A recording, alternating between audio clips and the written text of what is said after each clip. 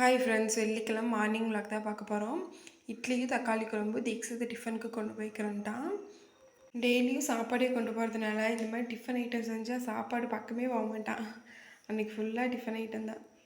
நானும் சாப்பிட்டு வீடெல்லாம் க்ளீன் பண்ணணுமா, வீடெல்லாம் க்ளீன் பண்ணுற மாதிரினா முன்னத்தில் நைட்டு அடுப்பெல்லாம் கழுவி விட்டுருவேன்ல. நேற்றுக்கு நைட்டு கழுவ முடியல. ரெண்டு பேரும் சரியான சண்டை, 2 பேர்த்தையுமே அடித்து போட்டேன். அதனால் அவங்க சமாதானப்படுத்திட்டு லேட் ஆயிடுச்சு. நான் சும்மா தொடச்சி மட்டும் விட்டுட்டேன், காலையிலேயே கழுவிக்கலாம் அப்படின்ட்டு. நைட்டு கோதுமையை உணர வச்சுருந்தோம்ல, அதையை சளிச்சு போட்டு வச்சுட்டு இருந்தேன். ஒவ்வொரு டைம் சளிச்சா அந்த உமி மாதிரி ஒன்றுமே இருக்காது. இந்த டைம் கொஞ்சம் இருந்துச்சு, அதை சளிச்சு போட்டு வச்சுட்டு பச்சரிசியில் பூச்சி ஊச்சிருந்துச்சுன்னு பச்சரிசி காய போட்டு பாவக்காயும் எடுத்து வச்சுருந்தேன்.